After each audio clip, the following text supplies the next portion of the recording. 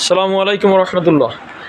আরেকটা ভিডিও এটা না করে পারতেছি না। আমি কখনো কমেন্টসের উত্তর নিয়ে খুব বেশি ভিডিও করি না। দুইটা কমেন্টসের উত্তর নিয়ে মারাত্মক দুইটা কমেন্টসের উত্তর নিয়ে ভিডিও করতেছি। এটা হয়তো বা তার উপকার হবে। এক ভাই আমাকে কমেন্টস করছে, প্রথম কমেন্টসে যে ভাই আত্মহত্যা করা যদি যদি সে বাধ্য হয়ে যায়, আত্মহত্যা করার মতন এমন পরিবেশ তৈরি হয়ে যায়, তাহলে এটা করা যাবে কি না, করলে কি হবে, সে কি আজীবন জাহান্নামে থাকবে কিনা, এরকম একটা প্রশ্ন আমার কাছে করে। জানি না আমার কাছে কেন করেছে, হয়তো বা তার আস্থা আছে বা সে কী বুঝতে পেরেছে তাও আমি জানি না। আমার কাছে এই কোশ্চেনটা করেছে। দেখেন, একটা বিষয় হলো, আল্লাহ পাক কালামে পাকের মধ্যেই স্পষ্ট আয়াত আল্লাহ পাক এখানে আনছে। সূরা নিসার 29 নম্বর আয়াতের শেষের অংশে আল্লাহ পাক বলতেছে যে দেখেন, যে বলতেছে ওলা তাকতুলু আনফুসাকুম, তোমরা নিজেদেরকে কী করো না, হত্যা করো না। ওলা তাকতুলু আনফুসাকুম, ওলা তোমরা করো না, তাকতুলু তোমাদেরকে আনফুসাকুম, নিজেদেরকে তোমরা হত্যা করো। ইন্নাল্লাহা কানা বিকুম রহিমা, নিশ্চয়ই আল্লাহ পাক অত্যন্ত দয়াশীল তোমাদের উপরে, অত্যন্ত দয়াশীল, আল্লাহ গফুরুর রহিম। দেখেন, এইখানে আল্লাহ পাক স্পষ্ট বলছে ওলা তাকতুলু আনফুসাকুম, তোমরা নিজেদেরকে হত্যা করো না।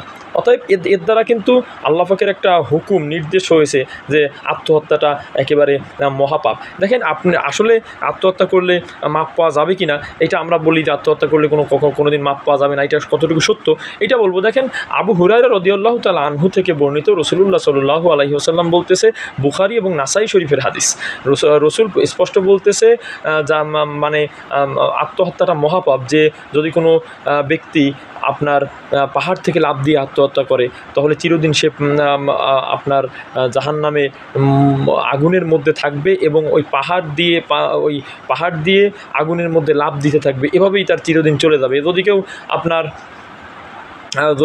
লোহা দ্বারা নিজেকে আঘাত করে আপনার আত্মহত্যা করে, সেই ক্ষেত্রে জাহান্নামের আগুনের মধ্যে সে লোহা দ্বারা চিরদিন নিজেকে আঘাত করতে থাকবে। কেউ যদি বিষ পান করে আত্মহত্যা করে, সে আজীবন কিন্তু ওই একটা হাতে তার বিষ থাকবে, এইভাবে সে জাহান্নামের আগুনের মধ্যে বিষ পান করতে থাকবে। এটা বুখারী এবং নাসাই শরীফের হাদিস।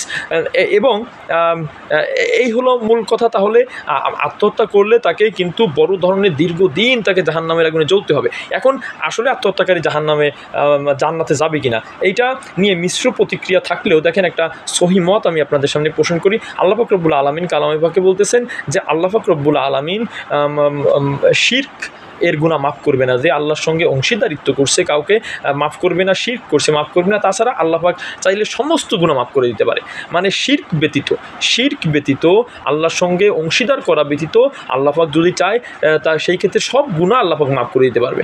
তাহলে আল্লাহ পাক চাইলে কিন্তু মাফ করে দিতে পারে। সে যদি ঈমানের সহিত সে আপনার মৃত্যুবরণ করে এবং ঈমান যদি থাকে, আল্লাহর উপর বিশ্বাস আস্থা যদি থাকে, সেই ক্ষেত্রে আল্লাহ পাক চাইলে তাকে মাফ করে দিতে পারবে। কিন্তু দীর্ঘদিন, একটা দীর্ঘ সময়, মহাপাপ বলতে দীর্ঘ একটা সময়, লম্বা একটা সময় তাকে জাহান্নামের আগুনে জ্বলতে হবে। এই জন্য আল্লাহ রসুল হাদিসে চিরদিন এই কথা বলছে। প্রথম প্রশ্নটা আমি প্রশ্নটার উত্তর দিলাম এবং আমি বলতেছি, ভাই যে অবস্থায় আসুক না কেন, আল্লাহ জীবন দিয়েছে, আল্লাহই নিবে।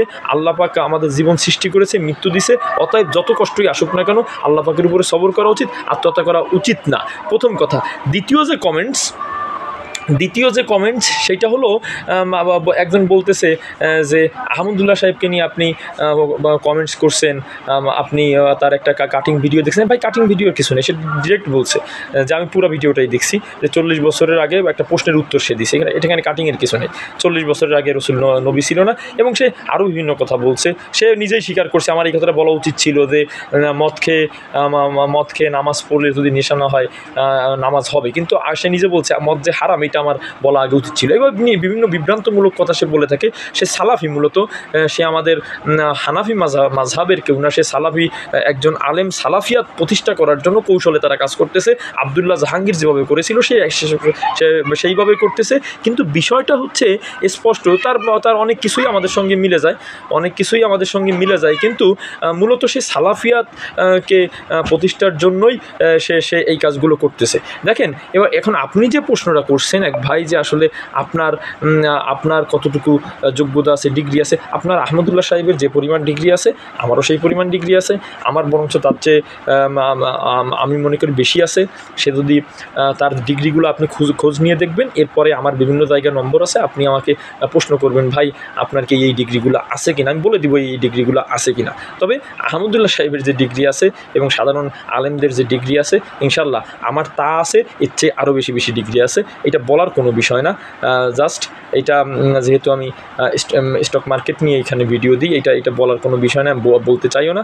সকলে ভালো থাকবেন, সুস্থ থাকবেন। 2টা কমেন্টসের উত্তর আমি এখানে দিলাম। আসসালামু আলাইকুম রহমতুল্লাহ।